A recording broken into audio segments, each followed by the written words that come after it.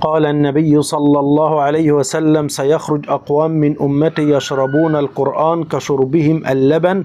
حسنه الإمام الألباني. نهى النبي صلى الله عليه وسلم أن يصلي الرجل مختصرا. رواه البخاري. قال النبي صلى الله عليه وسلم: إن الغادر ينصب الله له لواء يوم القيامة فيقال: ألا هذه غدرة فلان؟ الحديث صحيح عند الإمام مسلم. قال صلى الله عليه وسلم: لا صلاة بحضرة الطعام ولا وهو يدافعه الأخبثين. صحيح مسلم. قال صلى الله عليه وسلم: إن الجنة لا يدخلها إلا نفسا مسلمة. صحيح البخاري. قال النبي صلى الله عليه وسلم: ماء الرجل أبيض وماء المرأة أصفر، فإذا اجتمع فعلى مني الرجل مني المرأة أذكر بإذن الله، وإذا على مني المرأة مني الرجل آنس بإذن الله. صحيح مسلم. قال النبي صلى الله عليه وسلم: إذا أحب الله العبد نادى جبريل: إن الله يحب فلان فأحببه، فيحبه جبريل، فينادي جبريل في أهل السماء: إن الله يحب فلان فأحبه، فيحبه أهل السماء، ثم يوضع له القبول في الأرض. رواه البخاري. قال النبي صلى الله عليه وسلم: الماهر بالقرآن مع السفر الكرام البررة، والذي يقرأ القرآن ويتتعتع فيه وهو عليه شاق له أجرين. صحيح مسلم.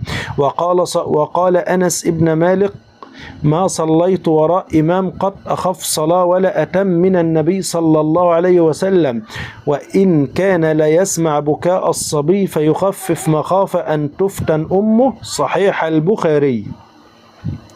قال النبي صلى الله عليه وسلم: لا يحل لامرأة تؤمن بالله واليوم الآخر أن تحد على ميت فوق 3 ليال إلا على زوج 4 أشهر و10. صحيح البخاري. قال النبي صلى الله عليه وسلم: يضرب الصراط بين ظهري جهنم فأكون أنا وأمتي أول من يجيزه، ولا يتكلم يومئذ إلا الرسل، ودعوة الرسل يومئذ اللهم سلم سلم. رواه البخاري.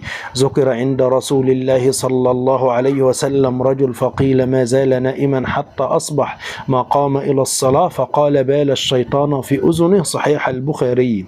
قال صلى الله عليه وسلم: سددوا وقاربوا واعلموا أن لن يدخل أحدكم عمله الجنة، وإن أحب الأعمال إلى الله أدومها وإن قل. صحيح الترغيب.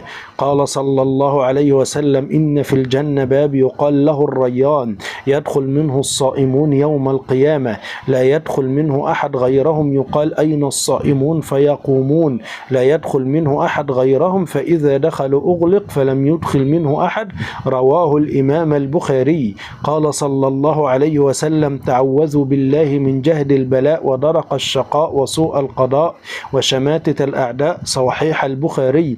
قال صلى الله عليه وسلم: شر نساؤكم المتبرجات المتخيلات. الحديث في السلسلة الصحيحة.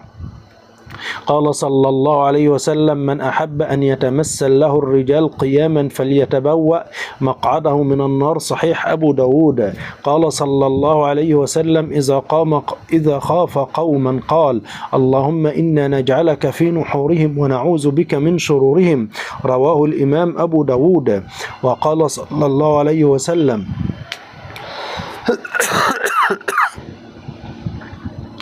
ليس منا من خبب امرأة على زوجها. أخرجه أبو داود. خبب يعني أفسد، كان هو سبب الفساد في الحياة بينهم.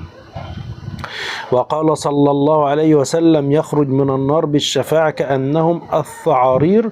قلت: ما الثعارير؟ قال: الضغابيس. صحيح البخاري. من أذكار الصباح والمساء 3 مرات، تقولها بعد الفجر وبعد صلاة المغرب 3 مرات. مفيش حاجة تضرك بإذن رب العالمين.